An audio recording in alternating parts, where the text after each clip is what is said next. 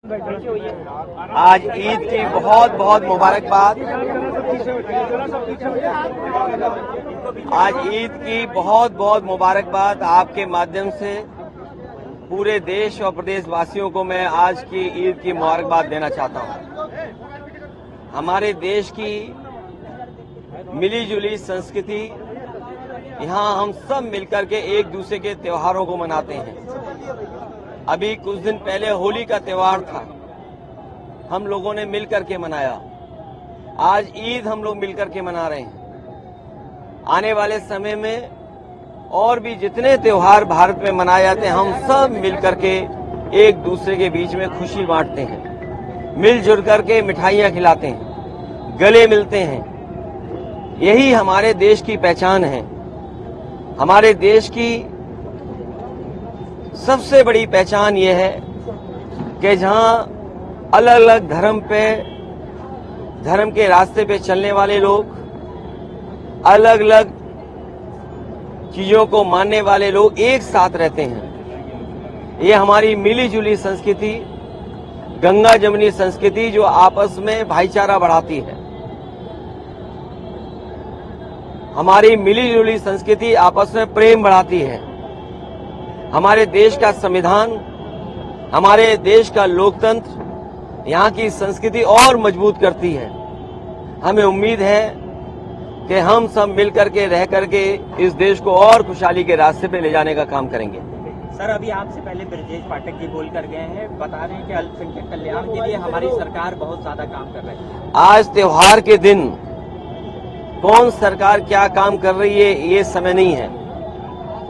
आज समय है कि जिस तरीके से हमारे देश में ईद मनाई जा रही है खुशियों के साथ, यही खुशियां बनी रहें। हम एक दूसरे से गले मिलें, एक दूसरे की परेशानी तकलीफ में काम आएं, एक दूसरे का हम सम्मान करें।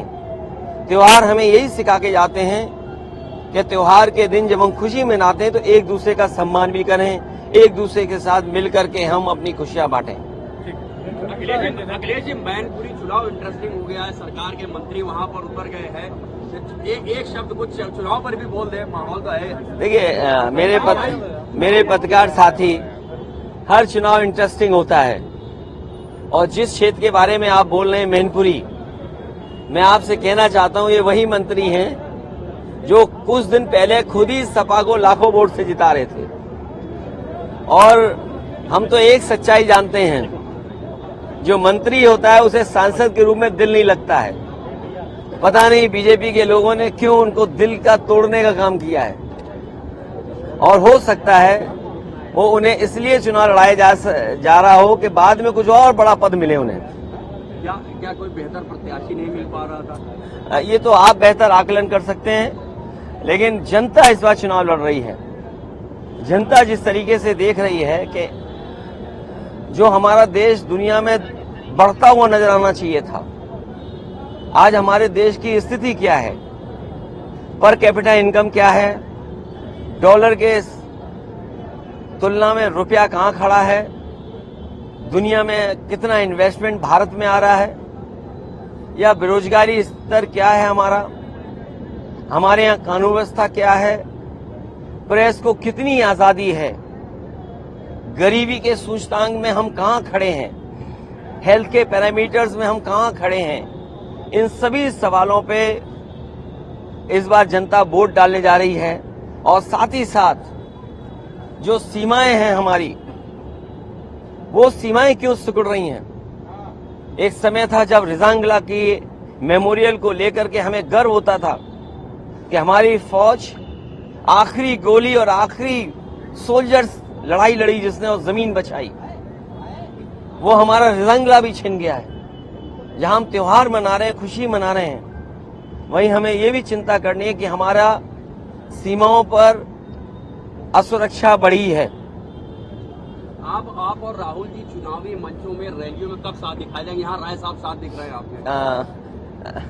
हम लोग अभी साथ हैं, बाद में भी साथ दिखाई देंगे, और आपको अच्छा लगेगा जब इंडिया गठबंधन जीतेगा।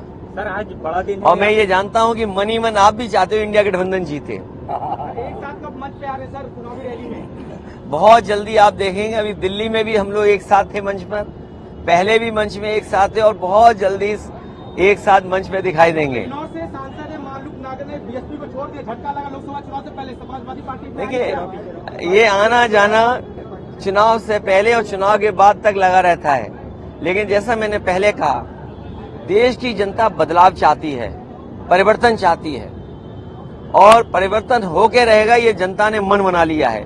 इसलिए इंडिया गठबंधन जीतेगा। और सबसे बड़ा सवाल तो आपको पूछना चाहिए, हमारा गठबंधन इंडिया है। जो हिंदी न समझते हों, अंग्रेजी न समझते हों, उन्हें कम से कम इंडिया गठबंधन को इंडिया गठबंधन तो बोलना चाहिए। पीडीए को लेकर ब्रिजेश पाठक कह रहे क्या नाम, पब्लिक डेवलपमेंट अथॉरिटी बता रहे बार बार पीडीए को, परिवार डेवलपमेंट। देखिए, उन्हें भी कुछ आता जाता नहीं है, उन्हें भी कुछ आता जाता नहीं है। जिस विभाग के मंत्री हैं, आप किसी अस्पताल में चले जाओ, मरीज बाहर बैठा हुआ है, मरीज को स्ट्रेचर नहीं मिल रही है, मरीजों को दवाई नहीं मिल रही, मरीजों को इलाज नहीं मिल रहा, मरीज तकलीफ और परेशानी में सरकारी अस्पताल छोड़ करके दूसरे अस्पतालों में जा रहे हैं, उसकी चिंता नहीं है। इनका विभाग ऐसा ही है। अभी बीजेपी